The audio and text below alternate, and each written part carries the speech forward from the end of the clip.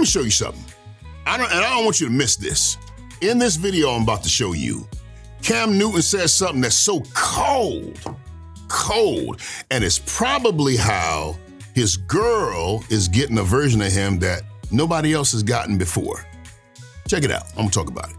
My girl has been able to unlock chambers in me, but she's earned that respect. She's the verbal person. Yep. Oh, baby, talk to me, kiki cat. Oh, you mad today, you big man. Put a cape on. Yeah. Now you super mad.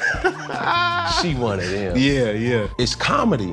She's understood like, okay, but now let's express yourself. Yeah. Nobody has really taken the time to say, all right, babe, I'm still here. We gonna talk. Yeah. So whether you wanna talk while you mad or talk, I'm gonna hold you accountable to giving me a time and we're gonna talk. It could be today, it could be tomorrow, but I need to book my appointment. Yeah. Cause I need my friend back. I need my lover back. I need my boyfriend. And when you patient like that, now that gate started coming back up. Yep. It's like, okay. Yeah. And you ask yourself, why haven't nobody really tried to understand me? And sometimes the accountability in me says, I haven't made myself easy to understand. Driven by purpose, walking God's plan. You're looking at a certified man. Gentlemen, let's talk about something.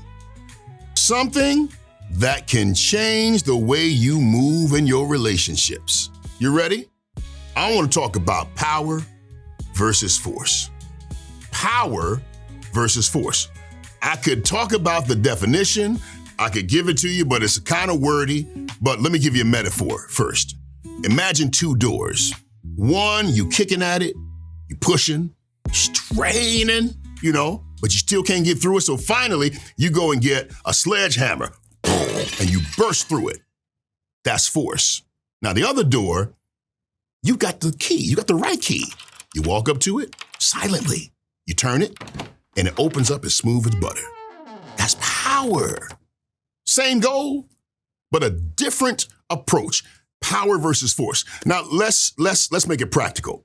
Well, philosophically, force is it's like an external exertion of control. Probably the best way to say it. Control, coercion, dominance. It says, do it because I said so.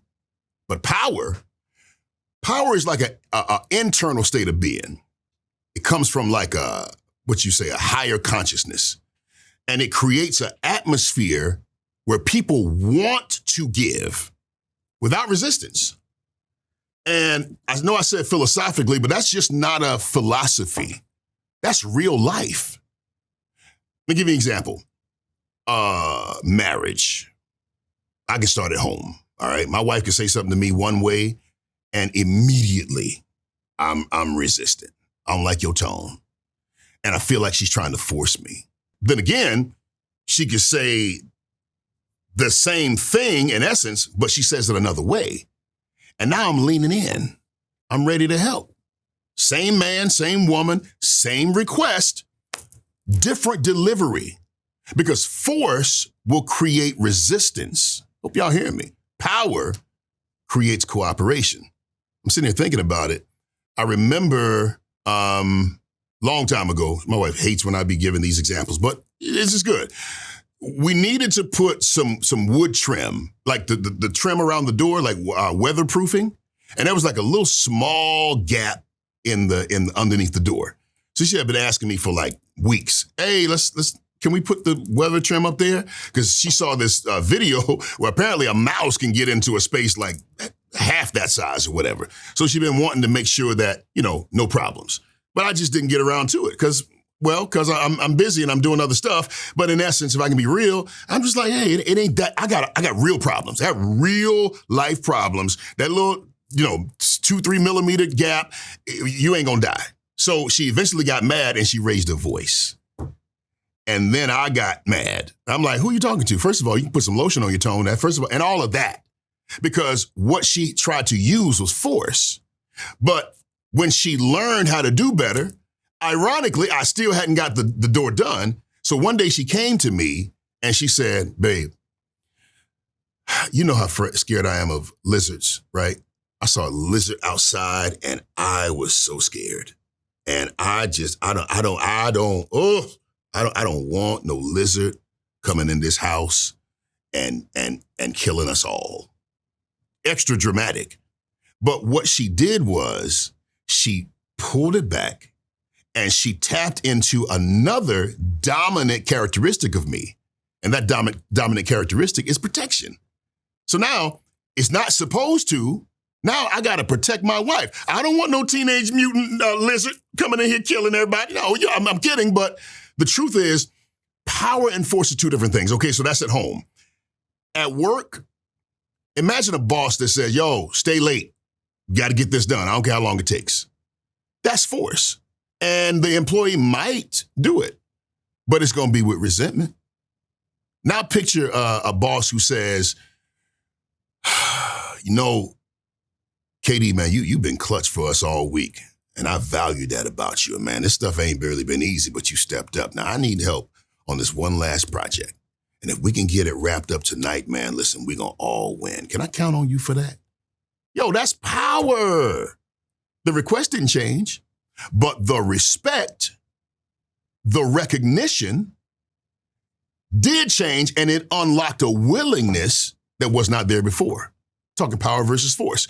Third example, parenting. Let me be clear. I did not have these parents. I didn't have the parents that would listen to a podcast like this. A teenager, you tell them, clean your room right now. That's force. That's what we got. Most of us grew up with force.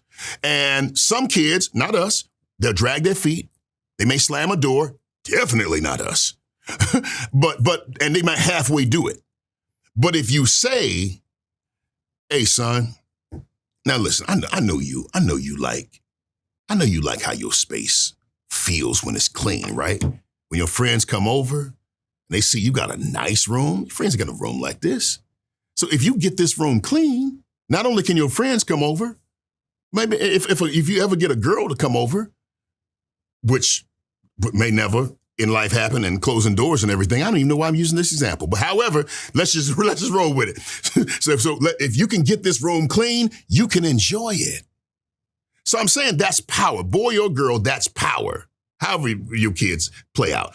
I'm saying you're going to get the same outcome. The room is going to be clean, but it's going to be done in a way that's going to connect to their pride. That's going to connect to their identity. There's so many ways that so many things we can get done if we choose to use power instead of force. So how do we as men lean into power instead of force? Because most of us, force is easier. Force doesn't require a whole lot of emotional intelligence. It's just, hey, I'm strong enough, I'm big enough, I'm powerful enough to make you do it. And so there you go, I'm gonna make you do it. That's those parents, I want to go down this road, but those parents who feel like the best way to get something done is to physically force your kids, make them do it with a belt or a whip or whatever. I think it's lazy parenting. Instead of using force, sometimes it might be necessary. I don't want to get into that kind of conversation, but instead of using force as your number one go-to, sometimes you got to use power. So anyway, I got a framework for it. It's called the path to power. So the path to power. You ready? The P is for presence. Presence. Power does not yell. It stands firm, confident, calm. That's presence. That's power. That's P. A is affirmation. You start by recognizing the value of the other person because everybody likes to be seen. Hey, man, I know that you are the kind of person that does X, Y, Z, and I see that in you. And all I want to ask you to do is, if we can find a way to collaborate on this. Ooh, affirmation. That's amazing. the T is timing.